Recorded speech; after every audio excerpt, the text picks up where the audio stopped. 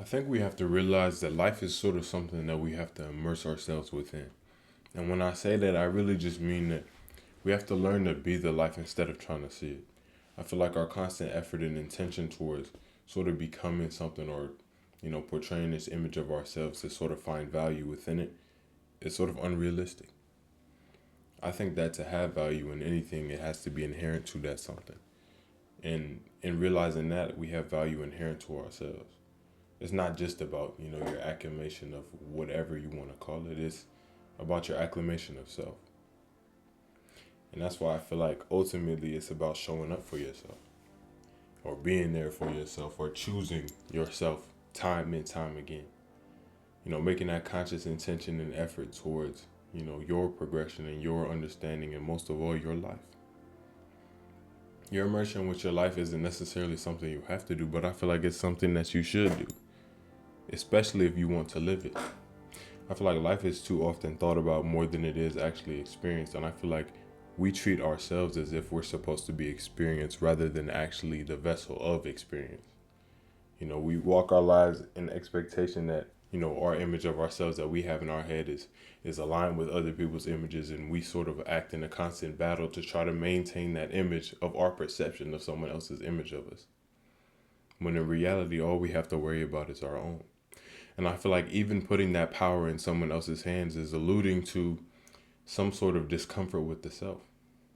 A realization that we don't have enough comfort or validation, or we don't have enough security within who we are, so we try to vest it in the opinions of other people.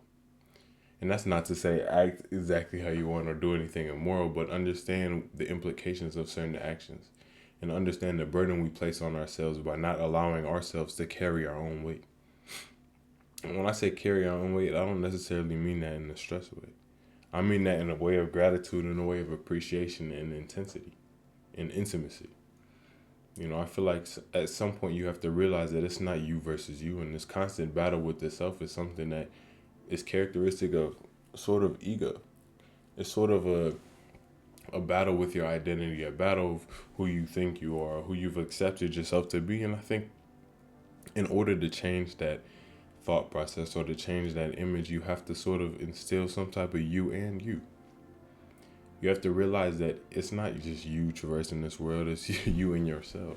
I don't mean that to separate you and yourself as two distinct people, but understand that, as much as we identify ourselves with our mind, we have to also make our mind our greatest console. Treat it like a tool rather than a person.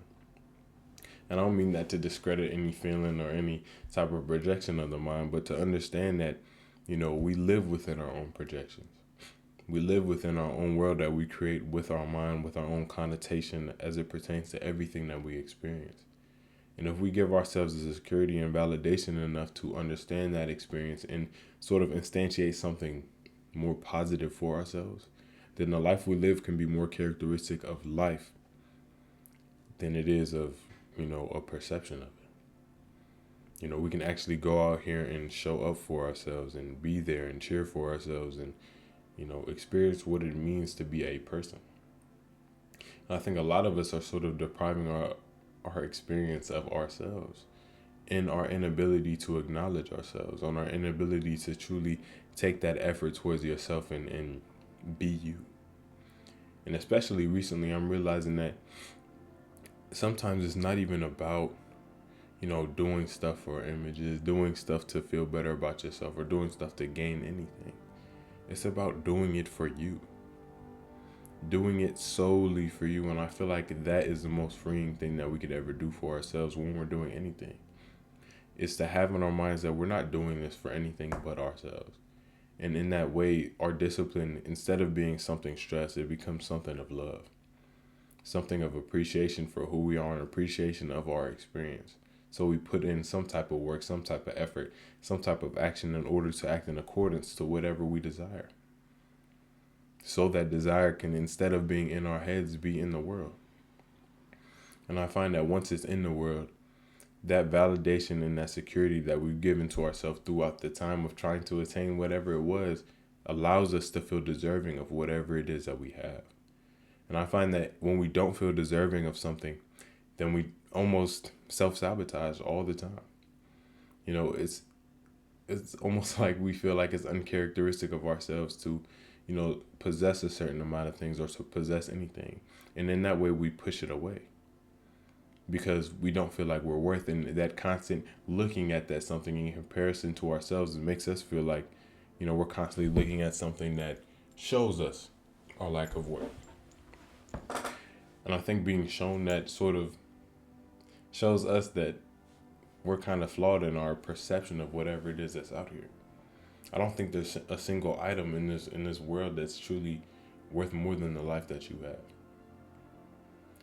And when I say that, I don't necessarily mean in terms of value, worth, in terms of monetary. I mean understanding that you have to be the one to experience it.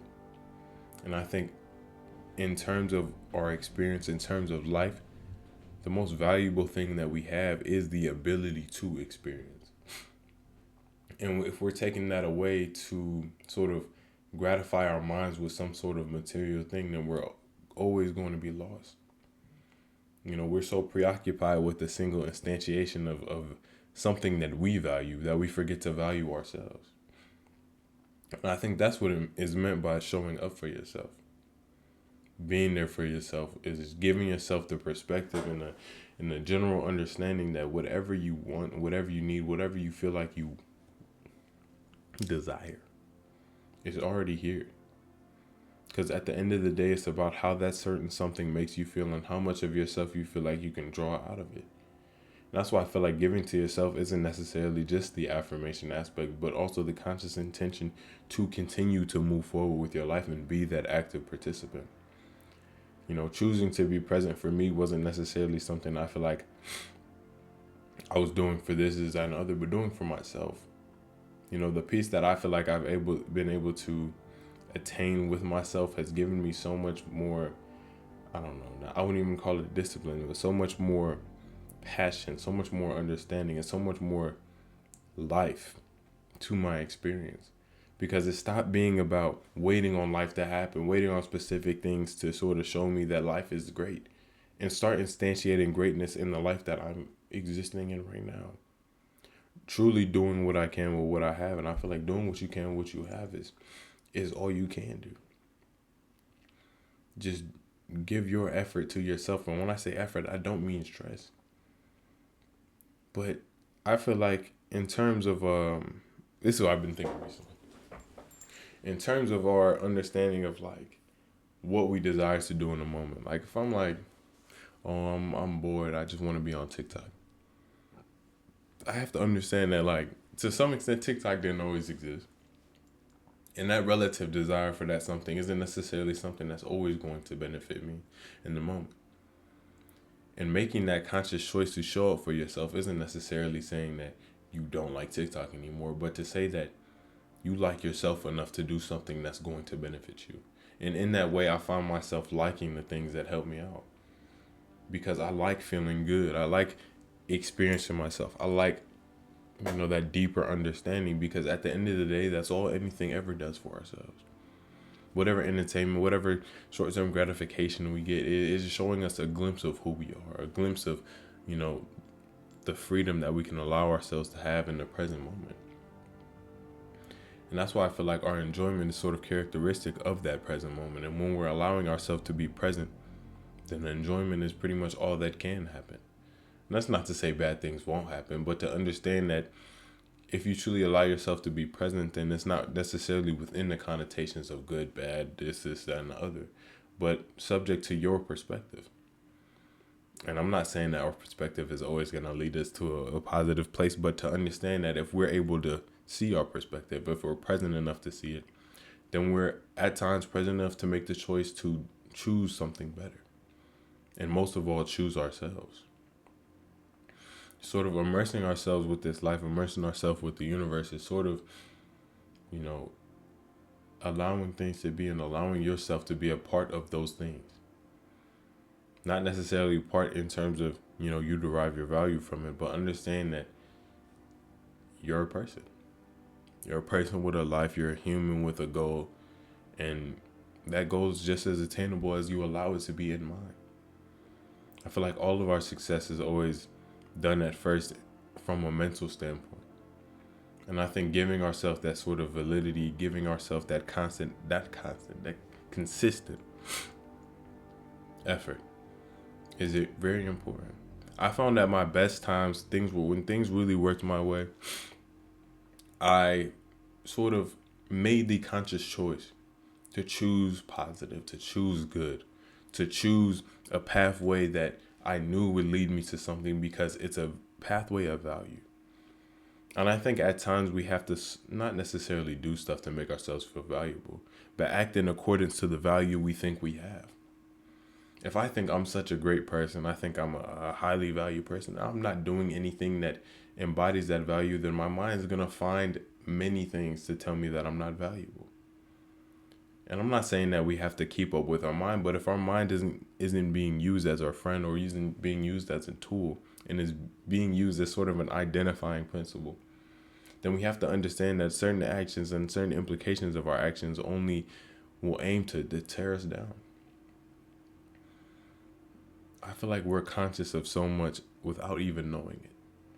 And I think certain things that contribute to our negativity are somewhat brushed under the rug and treated as unconscious information when it truly contributes to our conscious experience.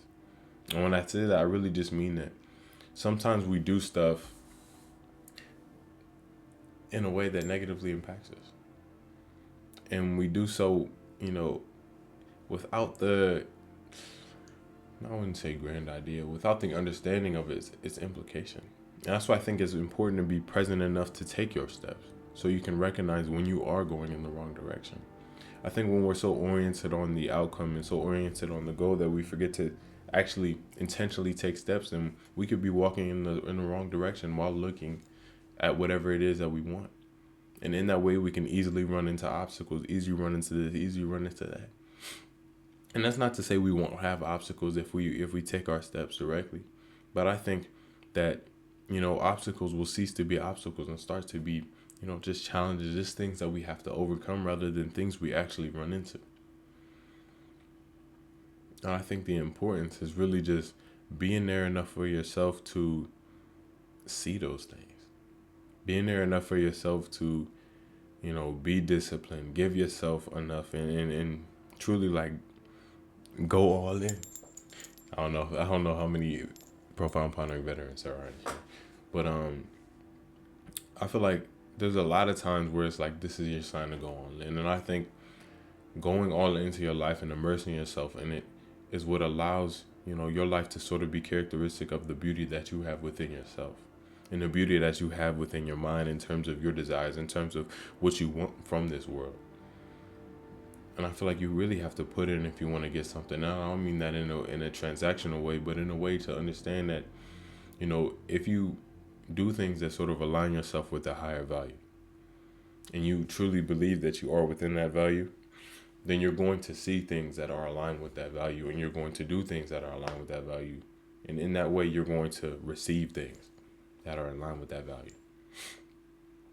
And that's why I think the greatest gift that we can ever give to ourselves, is our presence, is our consciousness, is our awareness of whatever it is that contributes to who we are and what we're doing, and how much of that we can, continue to project into the world around us, continue to project onto ourselves, and continue to see and hear and feel.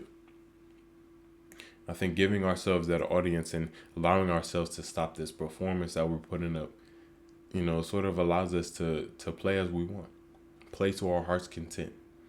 Realize that life isn't something that is supposed to be lived stressed. It's not something that's supposed to be done serious. Something that's supposed to be done intentionally. I feel like it's important to not necessarily take life personal, but make it intimate. Relate it to yourself in a way I find that makes it beautiful. Because you can always relate it to yourself in something that makes it ugly. I feel like the power of your perspective is really just curating a life that sort of is representative of this personal heaven.